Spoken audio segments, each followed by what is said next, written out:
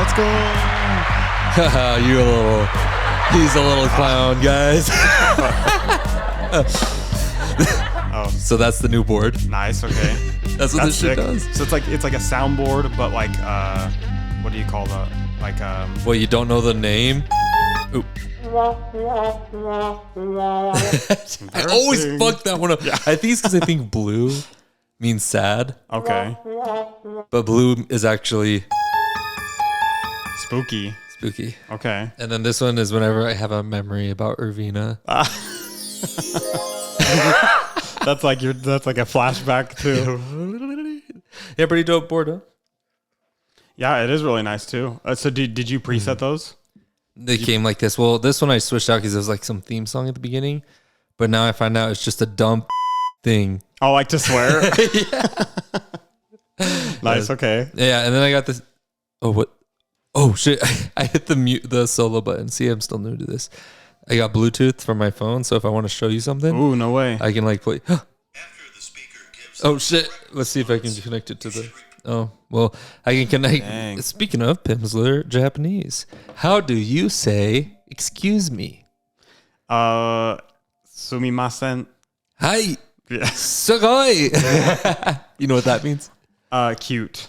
Sugoi is amazing. Amazing. Yeah, okay. Sugoi. No, cute is kawaii. Kawaii. Yeah. When I was in Japan, I would try to talk to Japanese girls, and at first, when I would try to talk to them, like in public, I would say, "Anata wa kawaii desu," and it would not work. They would always look at me in a little bit of fear because that kawaii. Have I told you this? Kawaii is afraid. Kawaii is cute. Really? Wait, yeah. Okay, that's interesting. I was saying it not with the proper pronunciation. I would say like, "You look afraid." I go up to a girl, "Hey, you look afraid." Oh, so they're like, what the fuck should I be? Okay, that's interesting. Hilarious, huh? It's like what is it? It's like there's one where it's like one means ass. I don't even know what language it is. It's like one means ass, and like a tonal. I think it's like I think it's Spanish, isn't it? It's like culo. Yeah, I think it's like one means butt, and then the other means like. Which I don't I'm remember. not sure. My Spanish sucks, I guess. What is that? It's culo and chulo. No, I think it's like chulo's cute. Oh no, isn't it perro and perro? Oh, okay, yeah. I'm gonna fuck that up. I can't roll my R's. Perro. That sound like it? Does that sound like I rolled my R? Yeah. Perro. See, you got it. You got it a little bit. Perro. What the heck? You're half Hispanic, right? I'm like 7/8. 7/8. Okay. And I think I'm actually an 8th Korean. So shouldn't you be like born with that talent? That's something you learn in the household. Nice. Okay. So this is like a common American. I mean, like is Jessica's like that too, isn't she? For what? She didn't grow up speaking Spanish a lot, I don't think. She actually kind of did. She's like the only one in her house who speaks Spanish because that wasn't from school. Well, it was a lot from school, but they like her mom. We watched like home videos of theirs like a couple of years ago, and her mom like always spoke to her like in Spanish. Oh, really? So, yeah. Oh, nice. So see, those kids, they're lucky. Grew up with it. Yeah, I know. It's up to the parents. Mm-hmm. And I think that's so important that they do that because then it's like teach them to be bilingual when they're young. Yes. Well, so speaking of learning a language, did you like Pimsleur's method? Yeah. Did you feel like, I mean, the great thing about it is that you can multitask and it really teaches you to hear and say it back. And pronunciation. How to say it, even pronunciate. Like when I went to Turkey, I did the Turkish Pimsleur. I went pretty like 14 lessons in maybe, which is pretty far. Mm-hmm. And everyone thought that like my Turkish was so good. That's they always nice. Compliment my accent because Pimsleur really gets you to do the accent. Yeah, for sure. Like a native. Even like when he first said without doing the pronunciation first, he's like sumimasen. I thought it was like sumimasen, but it was more like like sumimasen. That's what I kind of got from it. From the middle part? Yeah, or from like the end. Sumimasen, not sumimasen, but like sumimasen. Oh, with the M. Oh yeah. Okay, yeah. So it's just interesting. It's like, oh dang, that's not what I heard at first. Yeah, that's cool. Like the backwards breakdown is so helpful, right? Because then it goes sen, sen, and me or sumi ma. Then it goes ma sen. Yeah. Ma sen, mi ma sen, sumi ma sen. Exactly. It goes backwards, and you like break it down a little better. Mm-hmm.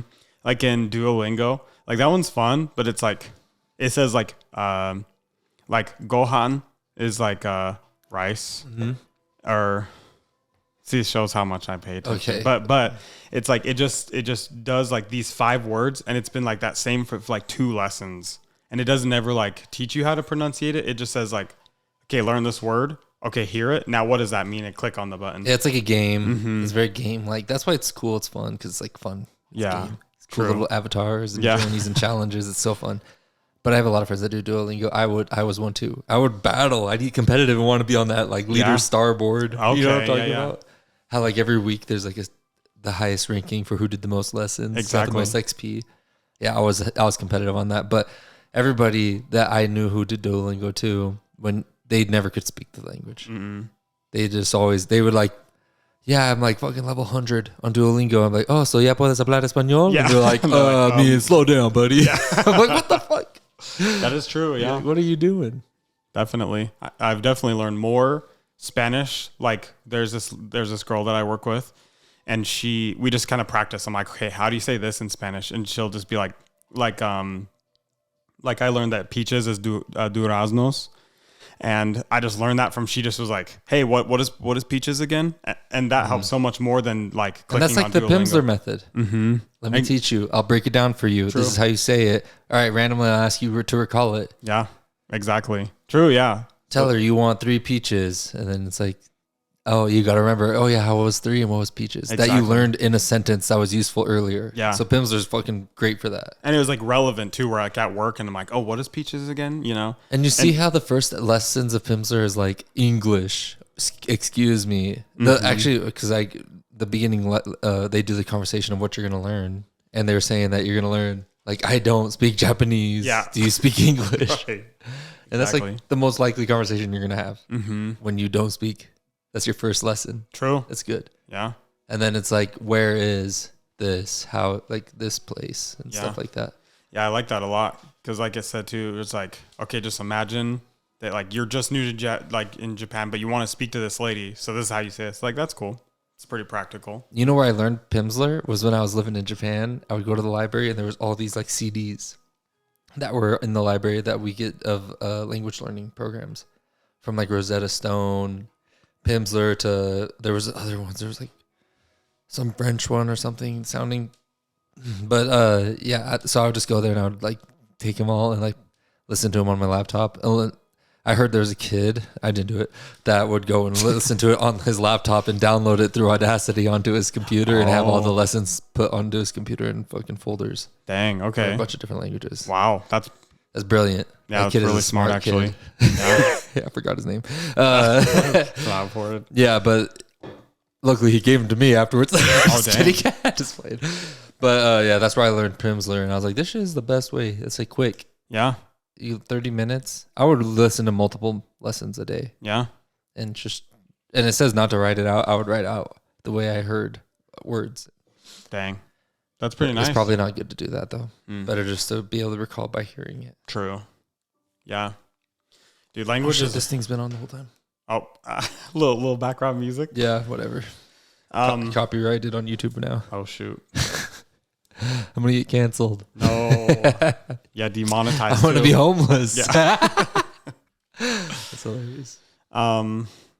Yeah, it's pretty cool though. Like one thing that I think is so intimidating is like learning, like people who know like several languages. That's crazy. That's so crazy to me because like just even learning, like knowing English, and that's like easy because growing up with that, but learning Spanish, but then trying to like do a little touch of Japanese is like, okay, this is just like a lot. Yeah, I mean, I found because I've been trying to learn lots of languages throughout the years, and I would start twisting some words in certain languages with other ones, and I have to like almost like memory dump. It feels like stop thinking about the other language, time to think about this one. Yeah. That's how I feel about Bosnian right now. I was just on a Turkish kick for a while, caught off that, went straight into Bosnian. Dang. And now I feel like I confused some of them. Now I'm about to go back to Turkey again too, and I'm going to be like speaking Bosnian. Yeah, true. It's just so hard. But the thing is, when you say people who are impressive that speak a lot of languages, but it's the people who don't speak languages at all, other languages, they maybe don't even know how much the other person knows. True. They could just know a little bit, and then other people are impressed. Like, whoa, look at him. Yeah. He's speaking a lot. He's having a Definitely. basic conversation with those people. Right. And a basic conversation is like 4 lessons on Pimsleur. Yeah, that's true. And people think, oh, they speak another language. Yeah, true. Yeah. Nice. You going to try Pimsleur out, you think? Yeah. So is it just an app? Yeah, that one's app is $20 a month. Really? Okay. Subscription. So it's like you definitely got to like do it. But you could buy the lessons at a time. I think it's like $5 a lesson on Audible. Really? Something. Okay, that's cool. I wonder what it is. But it's more cheap if you just see if you do the subscription, $20. That's like 5 lessons or something. That's true for a month. But if you that's 5 days you did lessons in a whole month. Come on, That's true. do more than that. So then the $20 a month is worth it if you're actually going to do a lot of lessons. That's true. Anything more than 5. Okay, so it's this one. It's a blue one, right? Yeah, that's it. Nice. Okay, sweet. Yeah, that'd be cool. Yeah, come on, Pimsleur sponsor me. I know. Yeah, sponsor the channel. Oprostite. Yeah. Nie govorim Hrvatski. Vrlo dobro. So is that Bosnian or Turkish? That's Croatian. Oh, okay. Which is Bosnian because the Bosnian is Serbo-Croatian. Yeah. Okay, nice. So you're trying to learn Bosnian for Irv or just for yourself? For my family. Okay. Yeah. Oh, true. Because they're all that is very true. So is Irv learning Spanish though? Hell no. She don't got that dog in her like I do. Yeah. I'm like on the treadmill putting down 4 miles, listening to fucking Croatian in my head, reiterating it. Nice. That's what I feel like is even more. I love that. Makes me feel more leveled up in like what I got done in my day. True. Is I went to the gym, but on top of that, while I'm doing cardio, I'm learning a whole ass new language. That is true. Yeah. And it's not that hard. Mm-hmm. Super easy. Just actually doing it. Yeah, and just taking like I'm already here. True.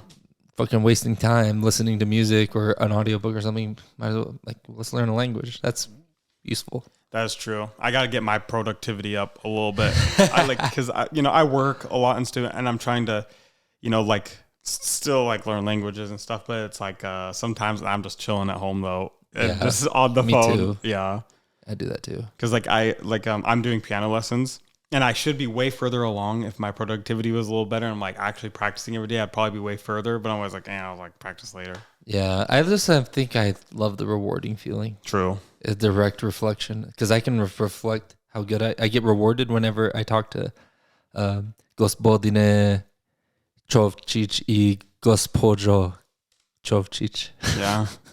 That's Mr. and Mrs. Chovčić. Really? Yeah.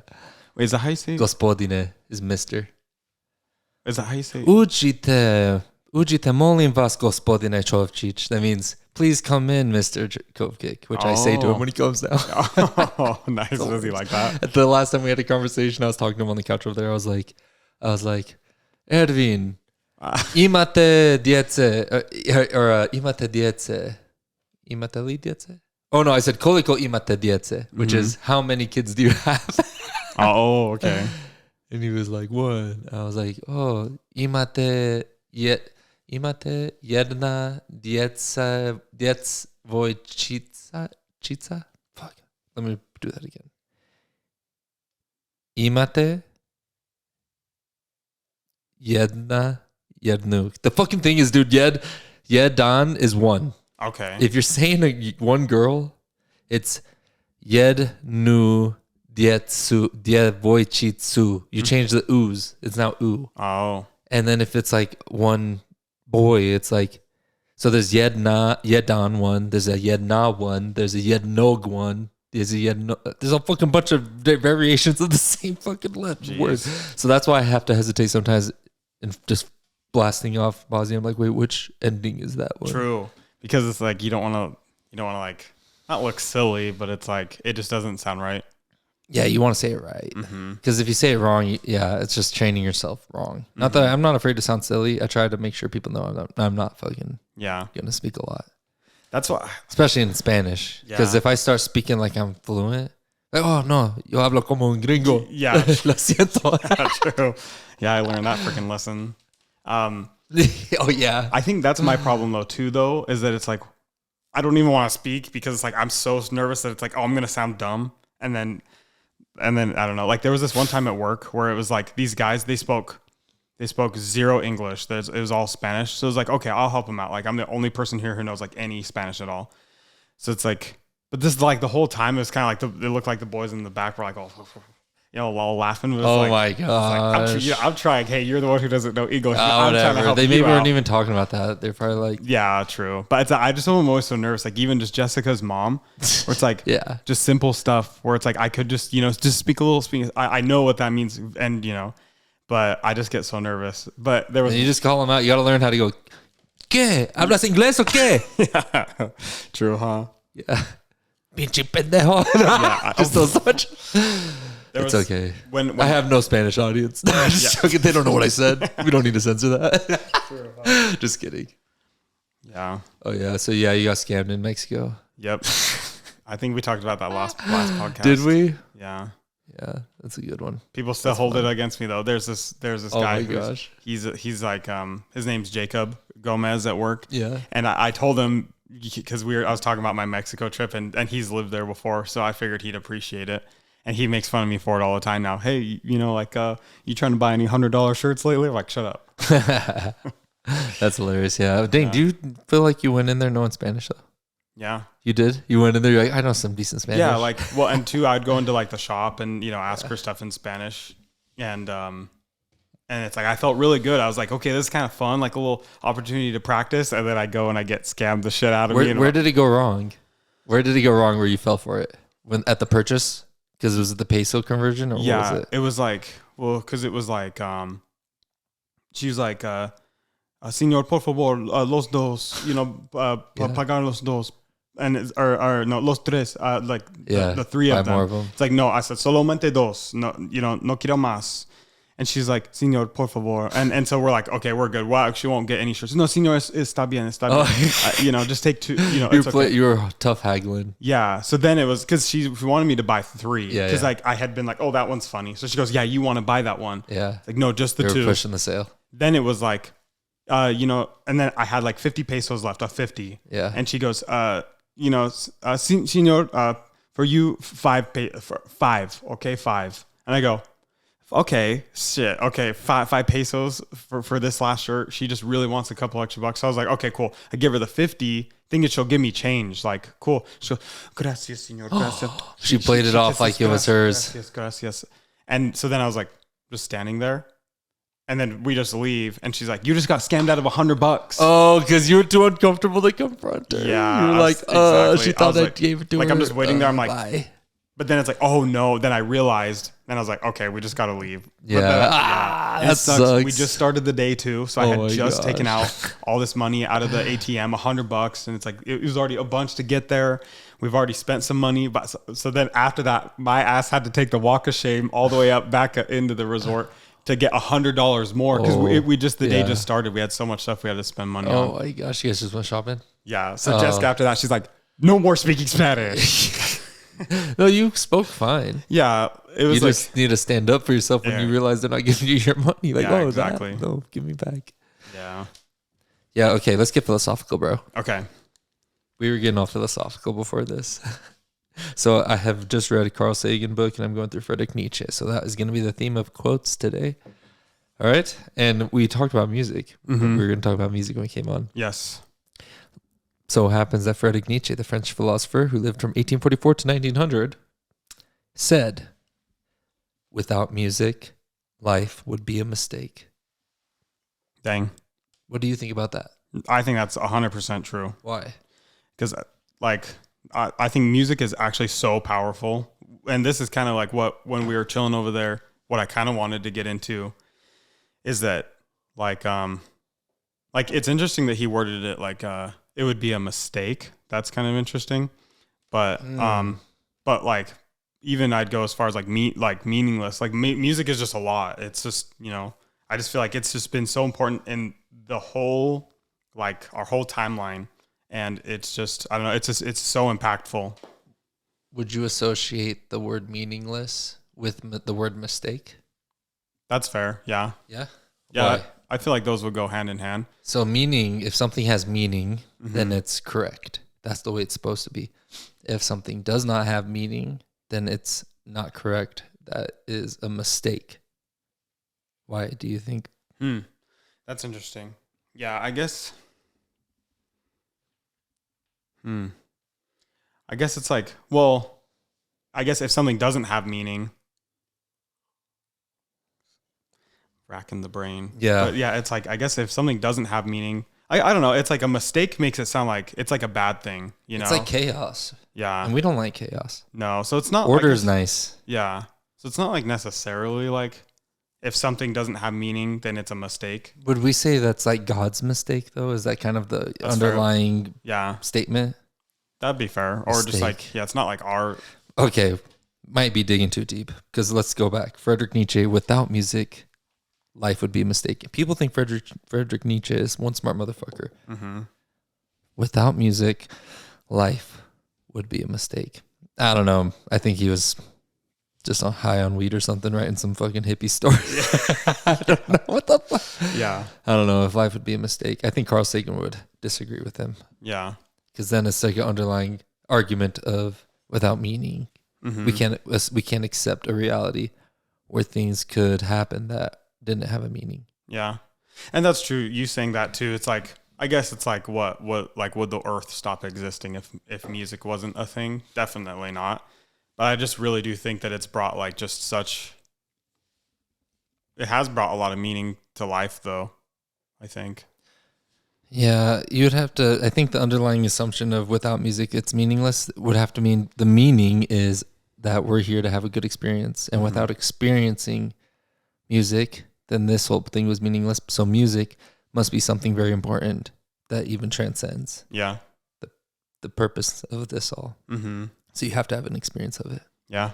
Maybe it's the art. Maybe it's the romantic side of the human spirit or something. Yeah. Like, well, we What were is talking about like when you're at church and it's like you hear those hymns and it's like I just feel like you just get filled up with like regardless of whether or not you're religious or not, it just fills you up with like, oh shit, like I feel this feels good, like this is so like goosebumps. Yeah, I get it, you know. Tingle, your hair on your back might stand up.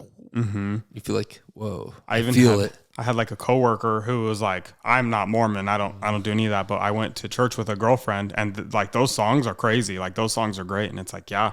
Oh, they're moving for sure. Let me show you a song that moved me. It's when I was in the Marine Corps, I would go to this church. Let's see, where the fuck?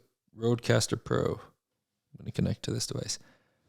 So it was These Are the Days of Elijah. Have you heard of that song? Maybe if I heard it. Of Elijah, Marine Corps, USMC. Let me type that into YouTube. I feel like I'll find it. Days of Elijah, U.S. Marines.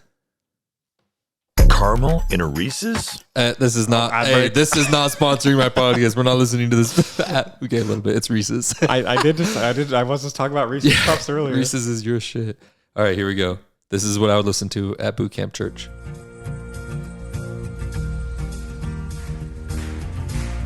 This shit would give me goosebumps when all of us would go, ooh, bro. I'm like, yeah, brotherhood. Camp Pendleton, California, United States Marines. Days of Elijah. Protestant church ceremony. Ceremony? What do you call it? Ceremony? Yeah. Church ceremony. Sacrament. So I would say sacrament, but that's a Mormon thing, I think. Yeah. Mostly. Unless all other churches do it. Oh, yeah. It's like a session. With lyrics. I want to see the fuckers actually singing it. Oh, it is. Oh, yeah.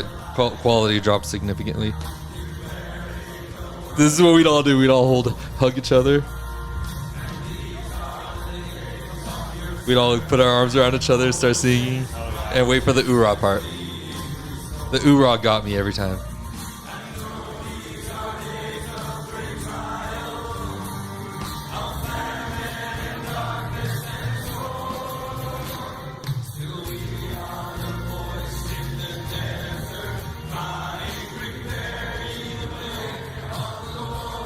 Behold, he comes.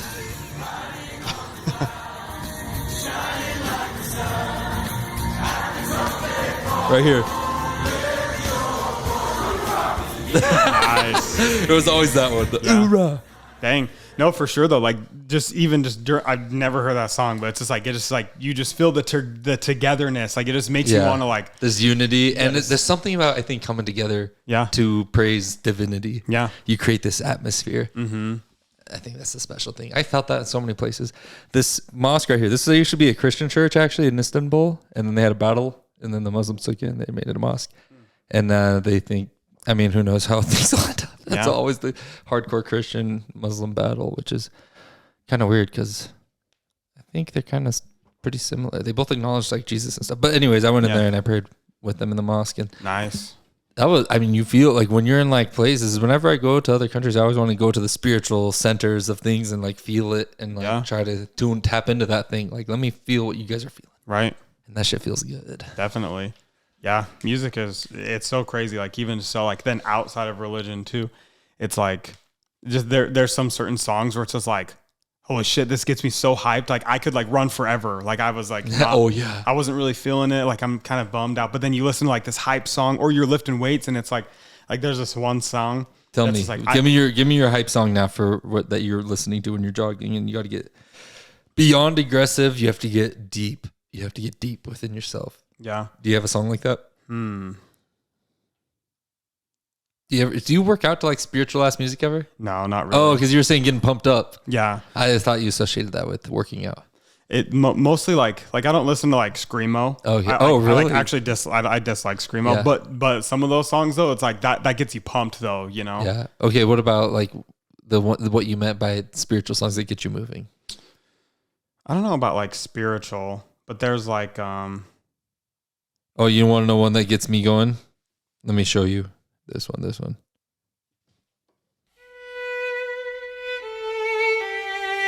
Oh, yeah. It was a pleasure, boy, man. Oh, yeah. We sang this in church, too. Yeah, for sure. This feels like you're getting close to God. Mm-hmm. Or you're drowning on the Titanic. That's getting close to God. You're about to say hello to God. That's true, actually. And it was such a beautiful goodbye for that little group, that musical group. Oh, hell yeah. Yeah, this song, though. So beautiful. Yeah. Let me show you a song that I'm really into right now, though. Have you heard this? It sounds familiar. It's a Nigerian guy. Asake. Dole. This song I love because it always catches you. You feel like it's always growing, always growing, always growing. It never reaches that growth, though. I don't think I've actually heard this one.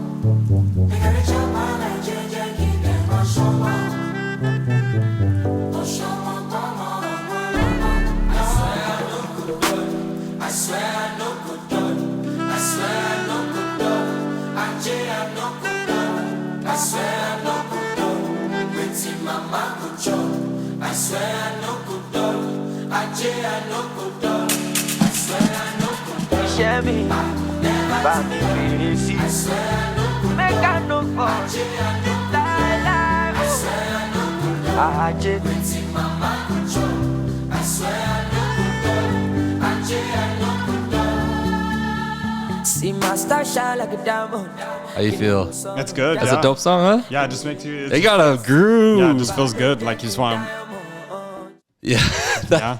That song. I fucking can jog to that song. Yeah. Definitely. I can get a stride going. There's also so there's a song too where it's called. Let's see. It's funny because it's from. Have you heard of League of Legends? Yeah, of course I played League of Legends. Yeah. And there's a song where it's like Riot came out with it. And it's called Rise, and it's like featuring The World Alive. Riot, Rise, Wake Up. It's this one. Can you share that to me? Send it to me. Yeah.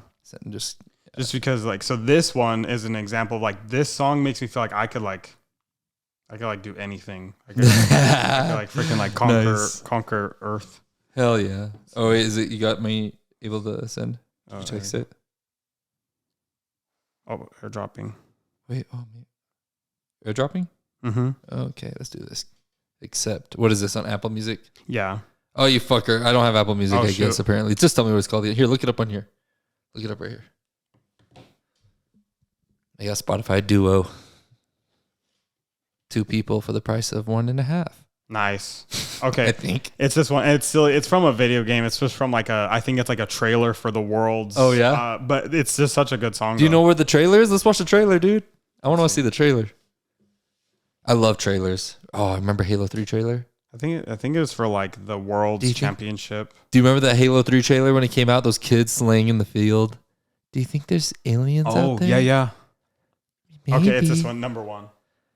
All right, Rise. Let's see. Do we get an ad? Oh, no. Maybe it probably is too. Like the music video helps a lot too. Is it League of Legends? It's for like their World Championship like league where the people go and play and compete. But welcome to the world, no heroes and villains. Welcome to the war, we've only begun. So pick up your weapon and face it. There's blood on the ground, go and take it. You get one shot to make it out alive. So higher and higher you chase it. It's deep in your bones, go and take it. This is your moment. Do you play a lot of League of Legends? sometimes. So prove yourself and rise. Make them remember you. Push through heaven. They will remember you. Welcome to the club. Yeah, it's just like Dope. just gets me like going. Like They I got could, that- I could do You anything. got that bass drop. That bomb. Yep. Yeah, that, Exactly. The bass drops are the epic, the most epic. You know which bass drop gets me the most? Huh. It's the most epic fucking shift in music, in my opinion. Ready? Okay. Ready.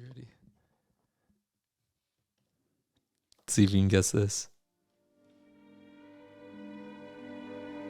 Oh, this is Star Wars. Or no, sorry, Lord of the Rings. Oh, that's a clip. Oh, no, please don't roast me. No, it was I was thinking of like they gave me the vibes of like Anakin when he turns dark and he's just like looking over the as a dark vibe. Yeah. yeah. Right here. It's about to be there. We got to let it build up.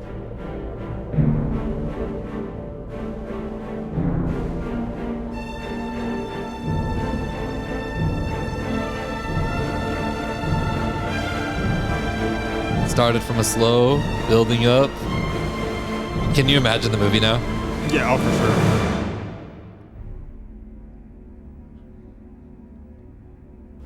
Drone shot showing all the orcs. Yep. Hold! That game was so fun. Dude, yeah, You would start seriously. right there, it turns animated, remember? Animated. Oh, yeah. That's right. I forgot. It went from kind of the cutscene. It went from the cutscene to the animation, and then that's where you pick up fighting orcs. It's crazy. Yeah. This sounds like the battle of good and evil ultimate. Seriously, actually. This is gonna be the most epic drop ever. The most epic. Always the choir, goes Yeah. crazy. The human voice never goes out of style.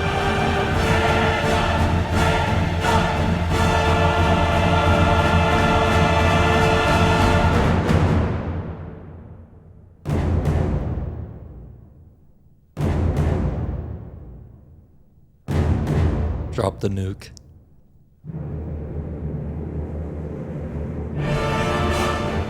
There's no stopping this bitch.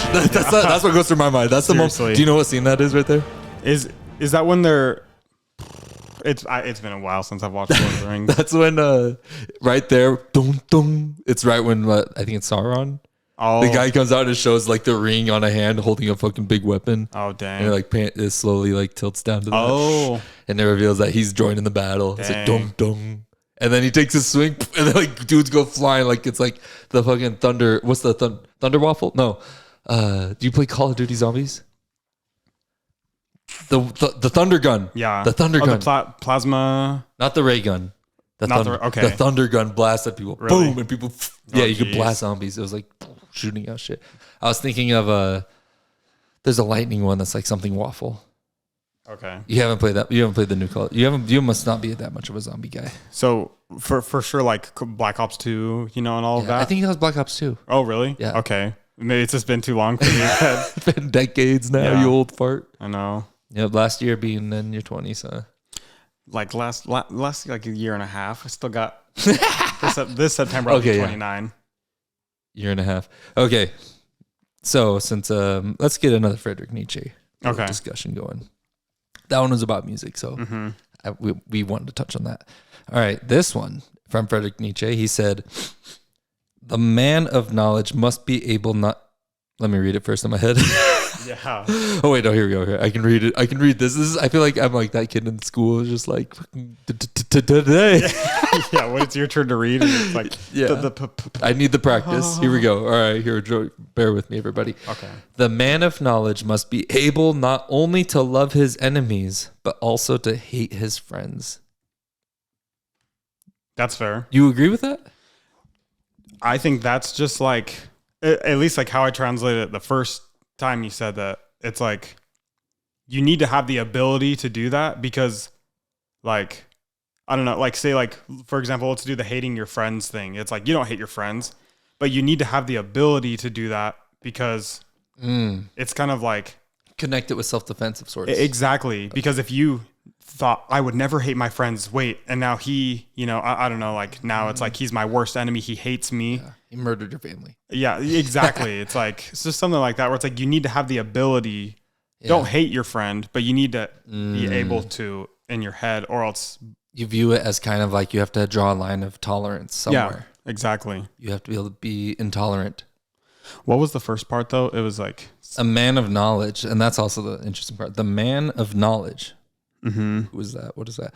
Must be able to not only to love his enemies, but also to hate his friends. Yeah, and true. And so that, I feel like that's a common theme in a lot of media, movies, games, where it's like learning to love your enemy. Where it's like, this is the bad guy and we hate this guy, but then you learn to kind of see, like the protagonists.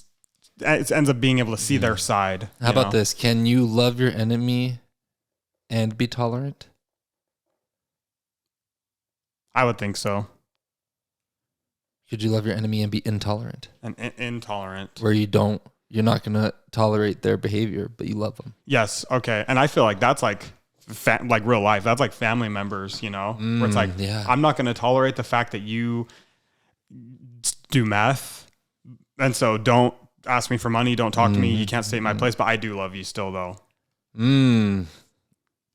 How far does intolerance though? So not tolerant takes to neutrality, but intolerance comes to action, where you are going to not let them do something anymore. But that's interesting though, because that's just family members, and it's like, okay, you're kind of always obligated to love them to a certain degree. But I'm thinking like your enemy though, like your enemy. They say Taliban chopping off heads.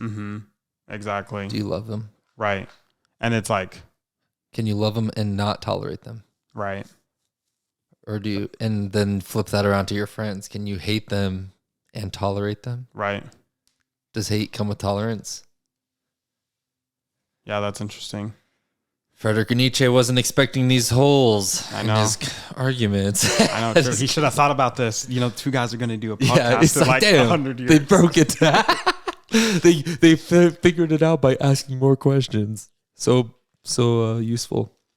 Questions are useful though. Yeah. Me and you are both former Mormons. I think that probably eventually stems to a point where you start asking questions a lot. And it all boils down, for me anyways, it seems like I've read a lot of sacred books. It feels like it all comes down to truly the word that always comes up in religious scripture, faith. Have faith. Yeah. Because you're not going to be able to know for sure. And even when it comes down to who said what, when, who was in charge, everything has to boil down to you having faith that someone is telling you the truth about their experience. Blindly too. Yeah. Well, it's just a level of acceptance maybe of a theory. Yeah, exactly. And maybe that theory, though I feel like maybe only when I think it's really useful, social utility really, for me, I believe in God and stuff and it feels good. Carl Sagan, probably not so much, but he does say really beautiful quotes like the following. Oh, let's see. Science is not only compatible with spirituality, it is a profound source of spirituality. By Carl Sagan. A profound source, science, a profound source of spirituality. I think there's a lot of scientists out there who say things like that, where they're like, science is the language of God, is to understand God. Mm-hmm. Sometimes I wonder if those coincide, where it's like everyone just fights so much over science versus religion. I really wonder sometimes if those like I said, coincide, where it's like, so it's like, no, it wasn't the Big Bang, it was God. What if God was the Big Bang? Like that's what that's what I think about sometimes. Okay, yeah. And those things are just theories. They're not, those are what ifs. It's not saying this is what happened. Mm-hmm. This is based off of what we have. Evidently, here's the hypothesis. Right. Observe, analyze, hypothesize, run experiments, analyze again, repeat until you finally got something that seems to hold up to the equations you put it through. Right. And that's all you're doing. And that's why it's so funny that people are trying to like a negativity towards science or something. Mm-hmm. Like it's not spiritual. It's just testing the fabric of how things work. Mm-hmm. There's nothing problem with that. If anything, it makes you more appreciative of, is that the way to say it? Yeah. appreciative of the beauty of the universe. Yeah. How complex, how divine it all really is. Wow, this is insane. Seriously. The more you learn, the more blown away you get. Mm-hmm. I know. I think about that actually frequently, where it's just crazy, where it's like, whoa. Like sometimes I just get out of myself. It's like, whoa, I'm like here. And maybe you get a more deeper love for God because you appreciate the beauty even more because you understand it better. Exactly. Yeah. Okay. Let me go to the next quote. This is fun. Right? This is fun, right? Oh yeah. Deep thinking. Reaffirm. All right. Last one. I got 4 quotes. Last one. Another one by Sagan. Okay. We can judge our progress by the courage of our questions and the depth of our answers, our willingness to embrace what is true rather than what feels. Oh, is this shit jumbled? Does that sound jumbled? Like kind of, but I get because I copied it off of Goodreads and posted it here, and I think it became jumbled. Oh, let me read it this way. Okay. We can judge our progress by the courage of our questions and the depth of our answers. Our willingness to embrace what is true is rather than what feels good. Yeah. Our willingness to embrace what is true rather than what feels good. Yeah. That feels kind of like growing up, where it's the courage of our questions. Yeah. Do you think it takes courage to ask questions? 100%. Why? I think just like what, I don't know, like what is right, maybe like, where it's like, I mean, it takes like, because the smartest people in the world probably had to ask, hard questions, and they had to have the courage to do that. Yeah. Oh, I just think of like, Socrates getting sentenced to death for asking questions. Galileo getting in prison for saying that Earth isn't the center of the universe. Mm-hmm. Like, you ask questions and people don't want to hear that as a possibility. They already have constructed what reality is. Yeah. If you propose anything that deviates from that, people aren't happy. Yep. They get a little angry. Definitely. Even as, I don't know, I feel like that's even just going as small as like when you first read that, I was just thinking like, that's like growing up, whereas first it's like, you're kind of like nervous, and it's like you're not really confident in anything you say or do. But then as you start to grow up and mature, it's like you get set in like where I know what I am. So it's like you're not scared to ask questions or be assertive or anything. It's like you are now like, you went from being, like maybe a little less afraid of judgment. Yeah, exactly. Where it's like, because what was at the very end? What did it say at the very end? Our willingness to embrace what is true rather than what feels good. Exactly. Yeah. So it's like, instead of being people pleasing, where it's like, oh, I don't know, like maybe they'll be mad if I say this or act like this or ask questions like this. Now it's like, no, I know who I am. I don't care what they think. I'm going to be like this. So that's kind of how I translated that too. But how much of that turns into hard-headedness, where you're not willing to change or embrace other ideas? True. I am the way I am. This is how I am. True. No growth needed. This is me. Yeah, and there's a lot of people who are like that. I know. I hate when people attribute like being an ass as like, that's my character. Dude, oh my gosh, true. It's like, oh, I'm such a bitch. And it's like, and they think dude, you don't have to be. Yeah. Like we all want to be bitches. Exactly. Like they think they're cool because of that. It's like, oh, sorry, I'm just such a bitch. It's like, okay, you don't have to be though. Like we're all restraining right now. We all want to bitch slap you. Yeah. Seriously. Yes, I feel that. Yeah. How much restraint? Well, and I mean, there's a quote that I liked that I heard. It was, honesty without tact is cruelty. And I don't think it's cruelty. Probably chopping your fucking nails, ripping your nails off. That's cruelty. But I think it's rude. Tact, you always need it. It's very important. Definitely. Yeah, we should start a leadership podcast. We just talk about JJ did tie buckle. Justice, judgment, dependability, invincibility. I don't know. JJ did tie buckle was a Marine Corps leadership. Gotcha. Things. Yeah. Dude, so you don't fucking read books, huh? No. You said once a decade, you fucker. And honestly, that's generous. I have not read a book in the last decade. Dude, you need to listen to books. Yeah, and that's too what I could probably get more into. Oh, that for example, earlier when you were talking about like the language thing, I could see like, because I was listening to music when I run, but I feel like that'd be kind of cool. Like make me want to run more, where it's like just listen to an audiobook where it's like, okay, this is kind of sick. Well, audiobooks can get boring. Sometimes you want that high energy to get those calories, and you're already in the gym. You want to hit hard. True. But the nice thing about the language learning, it's like you feel really productive. You got that still productive feeling. But if you do it at the beginning of your workout, of your jog, at a leisurely pace, by the time you're finished with it, you feel your body is maximum warm. That's fair. And you're ready to hit that last couple miles, or whatever you're going to do. Last little bit at a heavy pace. Definitely. And then you knocked out two birds, intellectual and physical, enhancements. True. And you're good for the rest of the day. And you're like, I feel like I got some good shit done. Yeah. I learned some language, learned a little more language. I got my fitness up a little more. And true. Now I got to try not to eat all the sugar that I see. I know, true. Yeah, I did that on Sunday. I was like, you know what? Like I did a run yesterday. I feel really good. I'll hit this donut. You hit the what? I'll have this donut. I actually had to. Yeah, dude. My friend, he left. We had like a splurge day, and he bought a case of root beer and left it here, the canned ones. And I had always been drinking those Diet Coke sodas that are like the Coke Dr. Pepper creams. Oh yeah, those ones are good. You guys had them.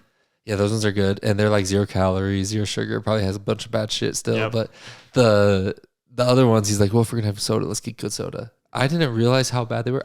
I chugged a few of them. Yeah, and I was like, went and read the back, and they were like 150 calories a piece or something, and like tons of carbs and sugar and stuff. I was like, what the fuck? I know, like holy shit. Some are like 210 per can, and it's not worth it. You're 64% of your daily sugar, and just one. It's crazy. So I'm like, dude, that's not worth it. It's like no wonder when you go to the doctors and you're trying to get like healthy, it's like, yeah, I'd cut out soda first and foremost. And it's like, yeah, that's such a fucking waste. Gosh, at least get diet. Like, I know there's bad stuff in it, but like, let's just focus on the short-term calories real quick. Exactly.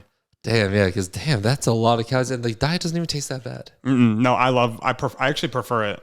For me, the journey was from carbonated drinks to diet drinks to carbonated water, flavored waters. Ooh, those are good. Like the iced, whatever. Oh, yeah. I love those. Yeah, those little bottles.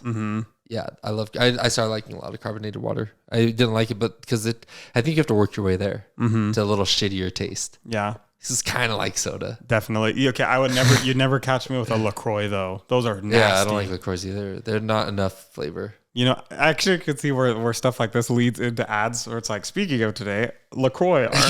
Yeah. Here's a competitor of LaCroix. But anyways, yeah. I love those. Those are really good. What, LaCroix?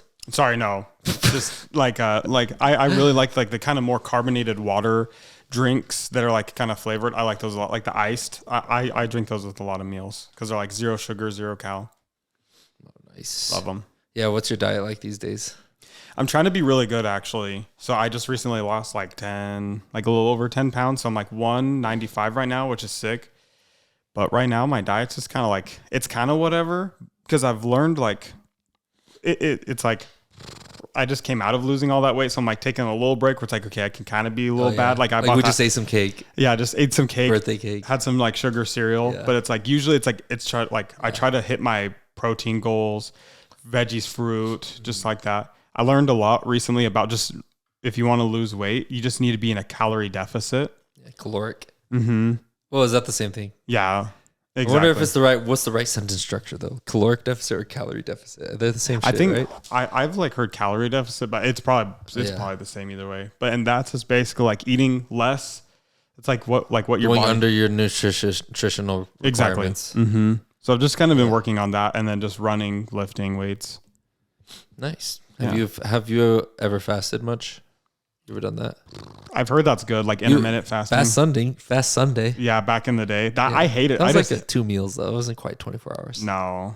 That's what we did anyways. What about you? 2 meals? Yeah, it was like I think it was like don't eat breakfast and lunch, and then we'd have a fat dinner. Yeah. Yeah, exactly. Mm-hmm. You eat dinner the day before though. Mm-hmm. And then you'd have a late dinner and early dinner the next day. True. So it wasn't quite like 24 hours. Because we're hungry. Yeah, and when I was a kid, I didn't care about any of that. It's like I'm just so hungry. I'd just be the little fucking mobster going to people's doors, knocking. Pay up. Yeah, time to pay your church tax. Oh my gosh, I forgot about that. 10%. Yeah, hit him in the stomach. Yeah, I don't have that Johnny, money. Come pick him up. How many times we got to tell you this, old man? So true. Did you do that? Did you go over to people's houses? Definitely. And now thinking about that sucks. You just freaking went to church for 3 hours, and then you get home, you're chilling, and then it's like, hey, pay up your tithing. Yeah. Go find out what the fuckers that didn't pay today. Yeah. Because they look at the envelopes, who didn't make it in. Go check their house to see if you can get money. Yeah. And then it's like, then you just take it right then and there. Back then it was fun. I used to love doing that with my friends though. Yeah, and they would give you stories like, once there was this guy who went and knocked on a house and a blind guy answered and he handed him $50. Yeah. And he was meant to give him $5. And the right thing to do was give him the money. They like give you the story so you do that. So you are an honest little, accountant out there collecting money. Debt collector. Yep. You owe. 10% is quite a bit. It is like, oh my gosh, it doesn't sound like much. Like they make it sound like it's not that much. Just 10%. You get, what was the example? It used to be like, here's 10 beans. Look, all you have to do is just give them one of your beans, and then your farm will blossom into 100 beans. Yeah, but it's just like now though, it's like you go and it's like your check is like $2,000. It's like that's a freaking lot of money. Yeah, but God will reward you. Yeah, just have faith. Give us your money. We'll give it to God, and God will bless you. Yeah. Just give it to me first, though. Yeah. People have a lot of good examples of how tithing, blessed their life, but just for me. It's like the fucking church got billions of dollars in savings, though, illegally. They had. So it's like, is there a point where they're like, guys, God is great. We got a lot of money. Right now, we don't need to be collecting. True. But maybe they always need it, huh? I wonder what their overhead is. With the DIs everywhere. Yeah. They're not associated with Boy Scouts anymore, right? That's over. They're doing Boy Scouts? The LDS Church and Boy Scouts are not like connected, I don't think, anymore. Oh, really? They were kind of connected when we were younger. Oh, for sure, yeah. But now they're not. And now they're like the Scouts of America instead of boy. I didn't know that. Because now they're mixed gender. Oh. Okay, that's cool. I didn't know that. Yeah. But I think they had Camp Bradley shut down. Really? Did you ever go there? Did you ever do Boy Scout stuff? 100%. I think I've Camp done Bradley in Stanley. It's like a week long. Definitely. You went and did that? Let me see. Where you like go to Stanley with a bunch of other troops from all over the freaking state, and everyone's having Dude, I actually think about like some people have bad memories about Boy Scouts, but I loved Boy Scouts. That stuff was fun. It was so fun. It was a lot of time outdoors. You like leave your life, like your world, and then you just go camp, and then it's like, hey, you want to go do archery or swimming? As long as you didn't get touched by like some leader. See, exactly. That's what I meant by like some people didn't have a good time. Yeah, some people had a bad time, but the rest of us, we were playing like Raid out in the woods. Yeah, no, it was a great time. Eat some lunch. Yeah. Oh yeah, eat some lunch. Go to the chow hall or whatever. During then, everyone has that huge banquet hall where everyone would go. That pole, the grease pole. You remember that? Grease pole. Who could climb to the top of that grease pole? It was like a big shaved log, just straight buried in the ground, sticking straight up, and they rub grease all over it. Jeez. And people would try to climb it, Mulan style. That's crazy. And you just slide because you couldn't get a hold. Yeah. Good times. Mark would go be a scout assistant. You know what I'm talking about? How there's like those people who work there, the scouts that work there that are like doing the merit badge stations. Mark would go do that every year and be gone for like ever. That sounds like a good time, honestly. He loved it. But now that's shut down. That sucks. They don't do it anymore. Why did they shut it down? Do you know? There's probably like some sexual assault cases or something. Yeah. That came out. That's just so unfortunate because at its like core, it is really just like a good time and just meant to just like for me, for example, like I said, some of my fondest memories ever are at scout camp because this is so fun. It was fun, yeah, hanging out with the friends. Which brings us to another philosophical question to think about: how much freedom and opportunity is worth the risk of having it? Such as the boulders, like scout camp, close it down. We had some bad experiences for a few kids, but the majority of them had a great time. But a few of them had serious bad times. So let's close it down for everybody because we don't want one bad experience. How many good experiences is worth the risk of a bad experience? Yeah, it's like the few lives for the many or whatever. Yeah, so for instance, the bridge or the other side of the canyon, the boulders that got placed so people can't bring their cars close to the edge. You can't sit on your tailgate at the edge of the canyon anymore and watch the sunset at Shoshone. Oh, you can't. Yeah, they put the boulders there. So I used to go park my van right up against there and just like open the door and sit there and chill and look at the canyon. It was so cool. But now they put boulders there so people can't get close. And then they want to start like actually getting control of that land so people don't just go and use it and risk themselves, Wow. That's interesting. Weird, huh? It's like, why can't you let people get close to the edge? Because they'll fall? I know. It's like that. I know. It's like, I guess, minimize the risk. How baby-proof do we got to make the world? Exactly. I don't know. It's like in the beginning, I was thinking like simple stuff like like one person in school puts their gum under the desk. So it's like, okay, well, now we can't chew gum anymore. And one kid freaking brings a gun to school. Now we can't bring guns to school. Now we... I would hope Although people used to do that back in the day all the time, like Wyoming people especially, like people out here in the rural places, they would go to school, like go hunting right after school, so they'd have their guns with them, ready to go hunting. But they're all like rural people that live in actual communities where everyone knows each other, so you have trust. But when you start getting to big populations, then there's the social outcasts. But I mean that is true. It's like how baby proof do you have to make the world just so that. It's like you're the idiot who fell off. Like, why is that their fault? Yeah, I was gonna say a bad joke. It's your fault that you got fucking Scoutmasters attracted to you. Okay, yeah, that is why we gotta close Camp Bradley for you? Yeah. Have you seen that American Dad where he's like, Jimmy, sit down. This is why you keep getting molested. Have you seen that? Where he's like up there dancing. He's like, yeah. And then this little kid's like eating sushi. And he's like, oh, he goes over and starts joining dancing with him. Really? I'm like more of a Family Guy. Oh, yeah. Guy. Yeah, that one's like that one I saw on probably Instagram or something. Yeah, Family Guy is great. Have you seen like all of Family Guy? I think there's like a new season that I haven't seen, but for the most part, still going. What about South Park? No, I'm not big into South Park. Oh no, you don't like South Park? South Park's pretty funny. They're a little bit. They're like the most next level comedy of vulgar. Yeah, they're very like they just say anything. Like I have a coworker at work. He shows me clips from it all the time. It's like so unhinged. They have immunity. Yeah, they say that. Even to the latest seasons, they still just poke at the most sensitive topics. It's hilarious. Yeah, but it's good. Yeah. There's one where the ChatGPT is telling everybody like how they're like talking to their girlfriends with ChatGPT. It's easier. Oh. You know, it is actually so funny to segue into it. I actually wanted to talk about this. ChatGPT has actually become like a big part of my life. Like I don't like Google much. I chat, everything. Like I have in stuff. You'll Google it for you. Oh, of course. And it'll tell you the consensus of a bunch of different sources. Yeah, and it's not too like I thought for a while that it was just like, okay, write me this essay for creative work only. Yeah, but then it's like I go and it's like my like it's a better search engine. It really is, as long as it can stay accurate. And it's like it seems to do pretty well, especially GPT-4. Yeah, and it's not like obviously you need to make your own deductions. It even does that a lot. Where it's like if you ask it like medical questions, it's like okay, yes, ask this and your this medical and this, provider. Yeah, ask you because maybe it does, they don't want to be. They have a good balance in there. It's made pretty well. Yeah, but I just like it a lot. Like, do you have the Genie app? Genie. Yeah, for ChatGPT on your phone. Is that what you're looking at? Yeah. Because look, it says Genie right here. Genie. Huh? It says Genie. This you have this app? I just have the Chat GPT. Let me see what your app looks like. It says ChatGPT. Yeah, at the bottom. The bottom, that one. But mine is the same symbol. Look at it. Is that the same symbol or no? Or did I get a knockoff?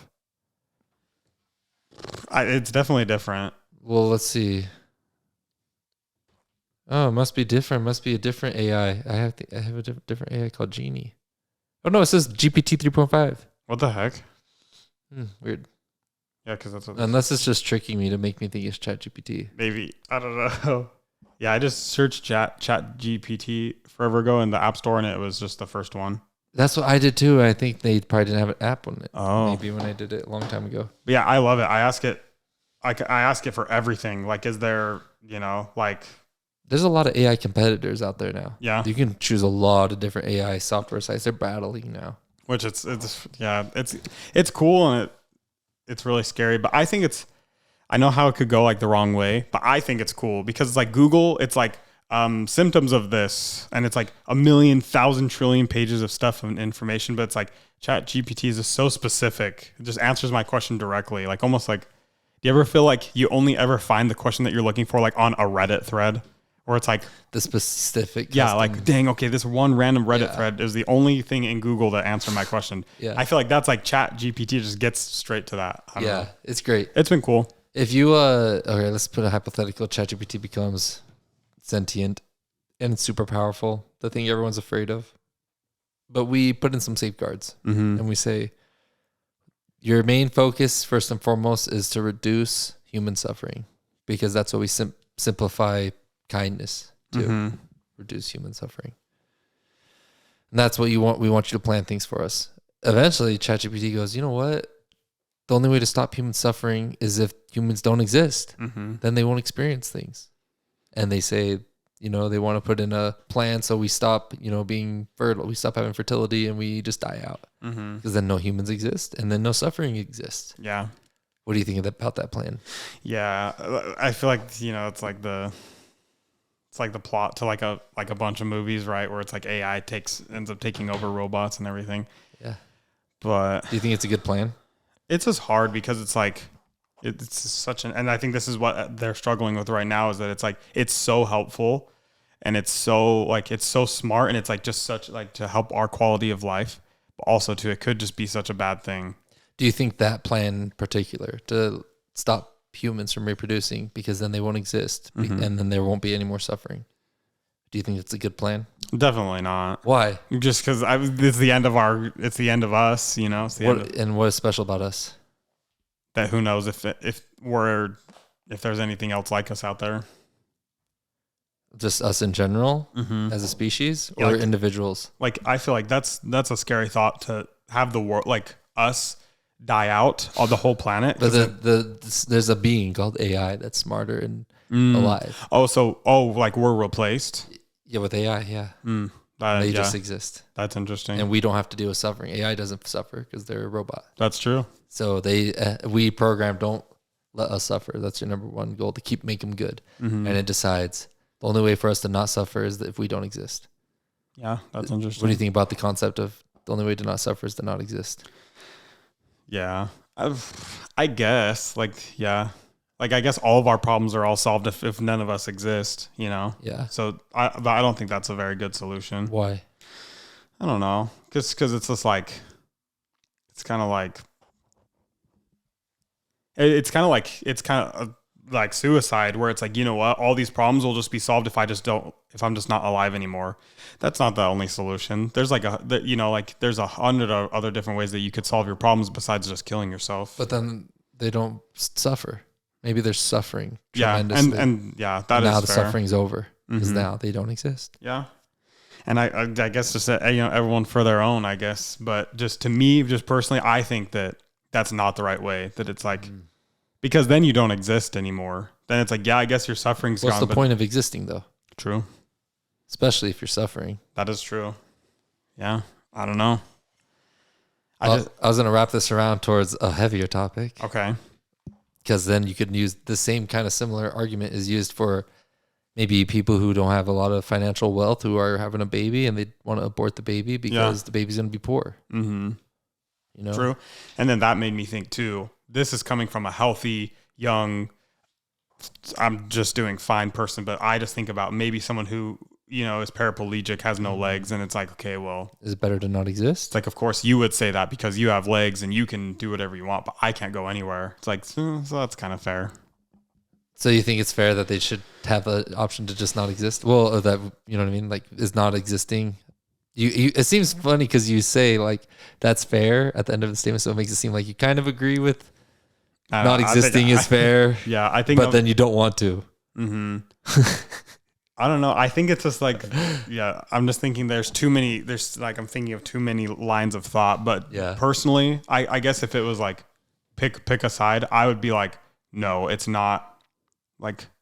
Like ending your existence isn't the solution, because like for going back to the killing yourself example or like suicide, it's like, well, then there's no trying, there's no efforts, there's no trying to be better or do anything and make something of your life. Now it's just gone. Now your chance is gone and you're just dead.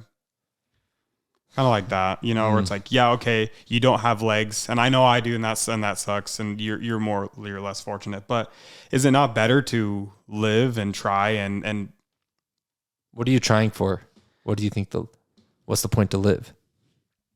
I feel like because there's this goes into kind of religion too, but say there's one. Say there's just one, and then once we close our eyes, it's gone. It's life? Just black. Okay. Forever. Do you not want to live out maximize? Like I guess really if you think about it, there's no point to life, you know. It's like you just, you know, we exist and then we die. So it's like chasing that. It's like what so if it is just one and maybe let's say like afterwards it's better, it's not better, it's meaningless, who knows, but maybe your life sucks so bad that you just want to escape this. Yeah. So maybe why should you stop? Yeah. But this is how I feel. I sound very cynical right now, but I actually am a romantic as well. And I agree with you. I don't think you should. I don't think not existing is better than suffering. Yeah. I think suffering is part of the contrast that makes the good times so good. Exactly. And just how much, it really boils down to the question, how much good times is worth how much suffering? Right. If a kid's going to be born to a poor family, is it worth it if they experience the love of a mother, laughter with friends? Right. Is it worth it? Exactly. If you have no legs, is it going to be worth it when you have love and laughter around you? Yeah. Will it still be those moments worth all the suffering?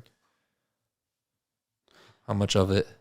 What's the equation? I think so. Like I always think like there's like this. Like I always imagine like what's the purpose, and it's like I don't know. I just imagine like this. Like right here, this is the thing that you're chasing right here. You know. Yeah. Whether anything, but it's like I think earlier. I kind of mentioned this earlier, where it's like I go like, whoa, I'm here. Like this is kind of crazy. Like I exist. You go conscious for a sec. Yeah. Where it's like this is kind of weird that I'm like here on this. Flip off autopilot. Yeah. Exactly. Wait, what? Exactly.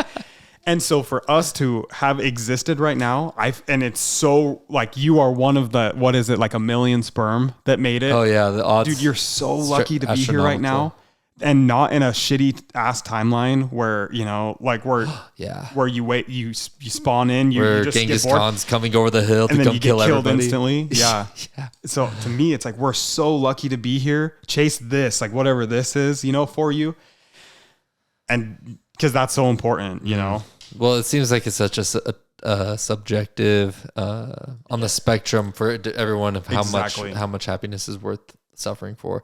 But because, for instance, I finished this book, Viktor Frankl, Man's Search for Meaning. He's survived Auschwitz. He was a psychiatrist who pretty much got to survive because he was a doctor. Okay, and he got really fortunate in a lot of his placements. I heard about that. Pretty like awesome, as in like holy shit, the most remarkable levels of human like suffering and perseverance. Going through camps for years where you think you're gonna die, and you're pretty sure your family's dead there, and every day sucks. If you look like you're hurt, they just send you over to the gas chamber that's just sitting right there. And I mean, you think it's gonna end, but then years pass, and now you think maybe this is just a new life. Yeah, every day it's boot camp, but worse. Not getting fed, I'm starving, turning into a skeleton. I'm in pain all the time. And then some people, they would run for the fences, what they called it, and they would just run, grab onto the electric fence, kill themselves. They'd rather just go out. Yeah. They don't want to exist anymore. Yeah. But then some people like Viktor Frankl pushed all the way through to the very end, and things that got him through were just the thoughts of his wife. Yeah. The thoughts of love. It wasn't even thinking that he'll experience it again someday. He thought he would die, but it was like keeping that candlelight alive in the darkness. Let me just hold on to this piece of love. And so for some people, just the thought of love is enough to go through an infinite and undurable amount of suffering, maybe. Yeah, for sure. I think recently I was in, it was on the cruise with you guys. We watched, I almost said Spirited Away. Tom Hanks, Forrest Gump. Castaway. Yeah, and he was on that, and it's fictional, but it's like he's on that island, and what kept him going was just the picture of his wife. You know, it's like I'll make it back to her someday. So it's like, yeah, kind of same idea.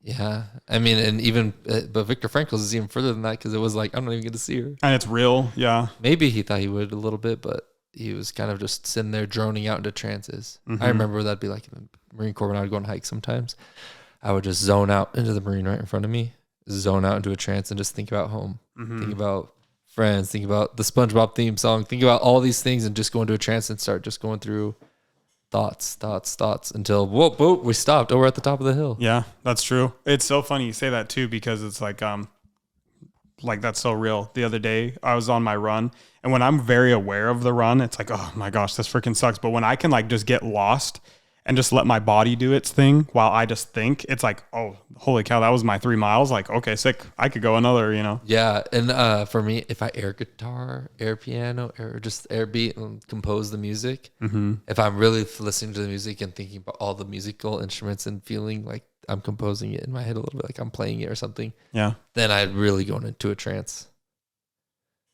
Yeah. That's awesome. Yeah, I'll like, oh man, but once I stop doing it, then I'm like, oh, nice. I was not even tired at all during that whole thing. Yeah. Yeah. So you're just running for workouts these days, huh? Yeah. Like my dad tells me a lot. It's like, you know, I should go do different trails and like do a lot of variety. But just to me, it's just purely for fitness. It's not for like, okay, I got to get my Zen, I got to but it's fun. Yeah. When you go on a trail, it's fun. Yeah. Do you go to the canyon much? I only ever go around the trails around CSI. Oh, and if it's close, those ones are fun too. It's just those ones are fun. Right behind my house. Especially if you stop to do a station, those are fun. Oh, true, huh? Those are fun stations there. But I occasionally go like from is that the rim where it's like from the elevation all the way down to the canyon? Yeah. Do down to the canyon? I did that. Do you go to the bridge or down to the Centennial? Mostly just down to Centennial. Oh, that's a steep incline. I did that once. It was killer. Your quads must have been killing on the way up, huh? My heart rate was like 100, like 190. I was like, yeah, I got chill out. How many breaks did you have to take on the way up? A bunch.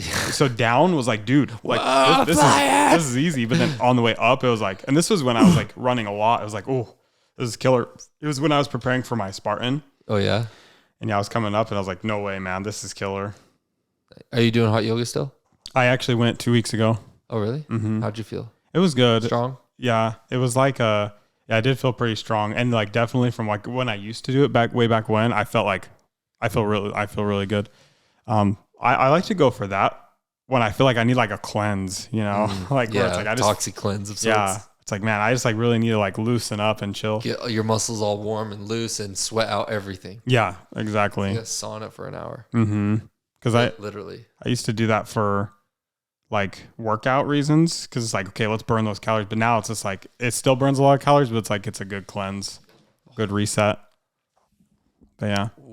Yeah, I need to go do it. Clearly, my back's all fucked up. It's expensive though. It's like for like $15 per time, unless if you get like a pass. Oh, really? I don't go enough to justify getting a pass right now. Yeah, I'll just go do regular yoga for loosening up. Definitely. You'll warm up if you keep doing the flows. Yeah, true. Stuff gets advanced and difficult. The sauna part just makes it really nice because you sweat a lot. Definitely. Yeah, that feels good after. It's like, oh shit, like I sweat like a gallon from every pore. Yeah. Nice. Are you going to start lifting or what? Yeah, I have been. Oh, have you? Mm-hmm. Oh, nice. On Planet, right? Yeah. Oh, that's right. It's like nothing hardcore, but I follow this just like one day. I just looked up like a three day plan, and this is kind of bad. I've heard you need to switch it up, but I've just been rolling this ever since. It's like arm day, or it's like I heard if you're not, it's like if you're not doing like if you're not working out like 7 times a week, you should really do like different body parts. Let things restore and heal. Exactly. So I've got like a 3-day, and it's like back, biceps, legs, chest, shoulders, tries. So that's been pretty good. Oh, really? That's cool because that's a big touches a little bit of everything. Yeah, I felt constantly good. I felt good last night because I was like, oh, I'm a little sore, and Jessica's like, really? And I was like, yeah. And she's like, oh dang, you're kind of like, oh sheesh, biceps coming in. And then I like flexed, and she's like, dang. I was like, okay, let's go. That like inspires me to go. Yeah, when you start seeing progress, actually, lifting heavy is great for that. You start feeling like you start to see muscle. Yeah, That's what's cool too, is that it's like for a while there, it wasn't necessarily like the scales going down, even though I was working a lot, but like the weights were going up though. So that's kind of nice. Like you can track progress through that. So that's nice. Yeah, I gotta get on a clean diet here soon, so I can get looking good for my wedding in August. True. Oh my gosh. That's this August? Yeah. Holy cow. Okay. I actually gotta. Oh wait, you guys will probably send out invitations. Maybe. Okay. Maybe I'm sure you guys will tell us. We'll see what we do. Nice. Because I was thinking like, shit, I gotta put that in my calendar. Block it off. Yeah, we'll let you know. Nice. Well, it's like we're gonna be in Italy eloping on ourselves. Oh, that's true, huh? Yeah. Okay. I knew that. Jessica told me that. Yeah. So there was not like an invite. If anything, we'll send people a picture so you guys can just hang it up and think of us. And that's cool too. Like traditional weddings are like super fun. You know, I would do one again, but I just feel like that's like more personal. It's like your guys' thing, you know? Well, and I'm jealous of all the religious people who just go into the church and have it for free. I know. Oh my gosh. That's nice. I mean, I'm still Mormon, so maybe I should just be like, hey. True. Hey, hook me up. Go into the temple. It's beautiful. Yeah. The most beautiful venue. True, huh? Have you ever been sealed in the temple or anything? No, the closest thing I've done is like baptisms for the dead. But Jessica and I we didn't get married in the temple. The big oxen pit, the big bowl, what do you call it? Oh, yeah. The pool, the tub, the giant tub. Yeah, like the baptismal font. Yeah. Yeah. Yeah, that's interesting. Baptizing in the name of people. Mm-hmm. But then they have the choice. Yeah. In afterlife, which is fucked up. I want someone just to baptize me for the dead. I should get like excommunicated and then brought back. True, huh? Because then does that wipe all my sins? Guaranteed celestial or what? I don't know, actually. I kind of forget. It's a baptism. You're all forgiven. Or was it like Wipe people clean. who didn't have the chance? Can someone baptize Hitler? Do baptism for the dead for Hitler? That's actually a good question. Wipe his sins? Should I chat GPT that? Yeah. Yeah, let's do ChatGPT's not good. These are like, let's see what ChatGPT says. Okay. Can you baptize Hitler and forgive him from his sins and what do they call it when you get posthumously forgiven? I would imagine, yeah. Forgive 7 times 70. Wouldn't you say? I would think so. But who's going to be the one to do it? Ugh, I know isn't that the question? Oh my God, who's going to be pissed at you for doing that? Here comes out Jason Turner, the man who baptized himself for Hitler. Yeah. Okay, this is a lot, so I'll just read it. Oh yeah, what's his name? So I said, can you do a baptism for the dead in the Mormon religion for Hitler? And it says Mormon doctrine teaches that proxy baptisms can be performed for deceased individuals, including historical figures like Hitler. However, it's a sensitive topic due to ethical considerations and potential controversy. The Church of Jesus Christ of Latter-day Saints has guidelines and restrictions in place regarding proxy baptisms for historical figures, and they generally discourage the practice for individuals who are not direct ancestors of the person performing the ordinance. Oh, okay. If you're interested in the topic, it always does this. If you're interested in the topic, I recommend consulting with the local church leaders. So it's going to have to be a descendant of Hitler. So that's so interesting. I thought I had heard of that where it's like it's your ancestors, but I also thought it was just anyone. Your Blake. Yeah, well, Fillmore. that's what we did.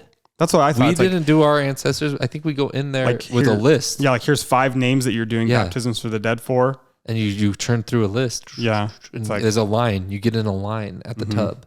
And they walk you up the stairs in that awesome, huge oxen tub. Yeah. You know, baptize you a few times. That was always really cool. It was a good experience. You know what was always so awkward though? What? Is that it's like, this is bad, but it's like when I would go, it's like, you know, we're like freaking teens and there's like boys and girls there.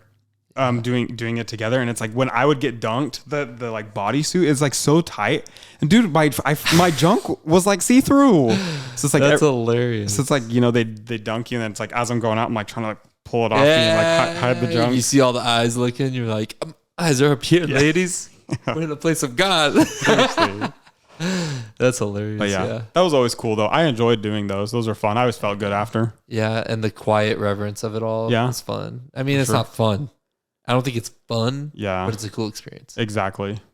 Because I mean, I did a Order of the Arrow. Do you know what that is? I don't think so. That's like a white sash with the red arrow on it for Boy Scouts, and it's like a special leadership program. And I got sent to Stanley to do the Order of the Arrow for like a week, and that one was cool because they would drop us out off in the middle of like on our own at night in the woods where we had to sleep in our own little spots directly on the ground. Dang. Straight up on the ground.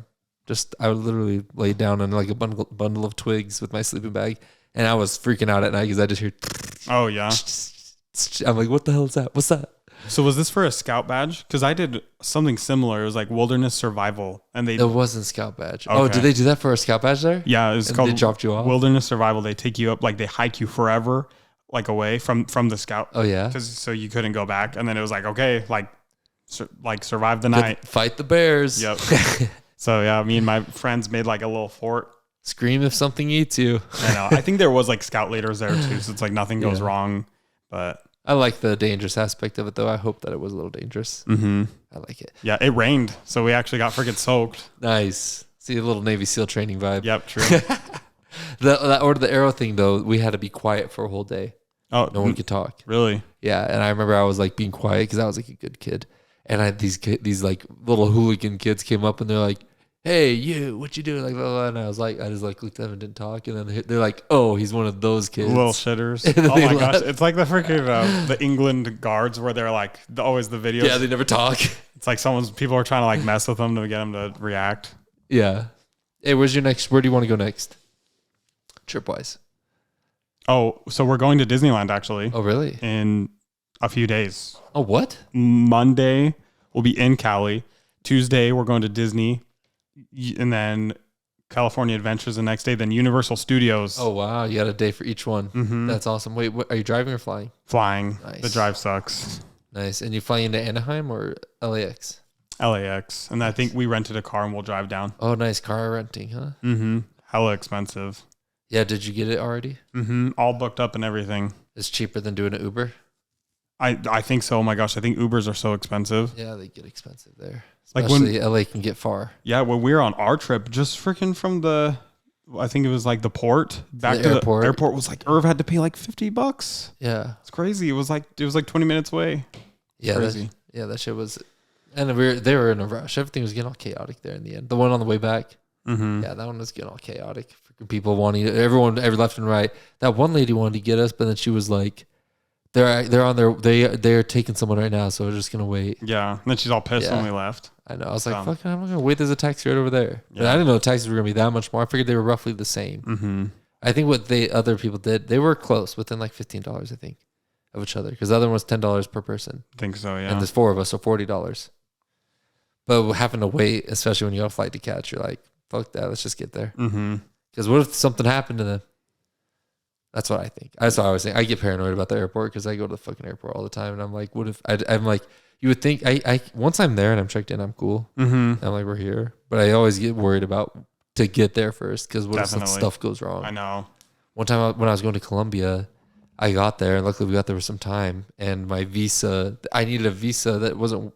It was a whole confusing thing, and the lady didn't even know how to access the website so I could apply for a visa. That's dumb. Yeah, and I almost couldn't get on the flight from Boise to Denver, but then we convinced her to let me go so I could fix it in Denver. And then I got to Denver and fixed it. Yeah. That's crazy. Yeah. Airport life sucks. Yeah. But I'm heading out again here soon, mm-hmm. Tuesday. Another long trip. At least I take it as a time sometimes to just like game out on Skyrim. Nice. And things like that. Like last time it was Zelda for a while. Now I'm Skyrim. Now I wish they had other Bethesda games for Switch. True, huh? Have you played Skyrim? Oh, of course. Oh, okay, good. Yeah, love that game. That's probably in my top 3 games ever, I think. Yeah, I just beat it for my first time. Really? Yeah, I never beat Alduin. I beat it like a month ago. Dang. First time ever. That's awesome. Yeah, mage build. Really? Yeah, I never did a mage build either. Okay, that's cool. Yeah, what's your typical build? Like, I don't know. I've done so many. Like, it's like I never really like beat the game. But Assassin though was so fun. Oh, like Dark Brotherhood missions? Oh yeah. So that's probably where I got the furthest. Sneaking, stealing, backstabbing. Yeah, specking the arrow, like fat, like arrows that are like super fat. You can knock it really fast, and then critical damage. You're a sneaking archer build. Yeah. Basic. Yeah, I know. That's the most fun though. Yeah, it's like really it's the closest thing you have to being having a gun. Right. Just want to run around shooting things. True. Huh? You don't want to get out there and get all dirty. If anything, the swords are fun. I did a shield and one-handed build once. Mm-hmm. That is so fun because you block. Exactly. And then it's like tactical fighting. It feels like, especially if you level up your shield maximum, you get bash. So you run into people, boom, and they go flying like Fusorda. That's nice. Yeah, it's awesome. Dang. Yeah. All right, let's kill. I was gonna say I was really reaching for 127.06. We made it. Oh no, never mind. What time is it? What we got? 4:45. Irvina's gonna come home in 15 minutes. This is a good spot to end it. I think so. Yeah. What, you're gonna go hang out with your friends? Aren't you gonna get like dinner or something? Yeah, I'm probably gonna go eat some food. Oh, you're starving, aren't you? Yeah. You haven't eaten. Wait, no, you eat cereal. Oh, I know. I You're like, I haven't eaten. Super healthy. You're like that. You're like Patrick from SpongeBob when he's like, I'm gonna starve. Okay. Yeah. All right. Yeah, we're gonna head out of here. Peace out, ladies and gents. Thanks Goodbye. also thank you for coming. Of course.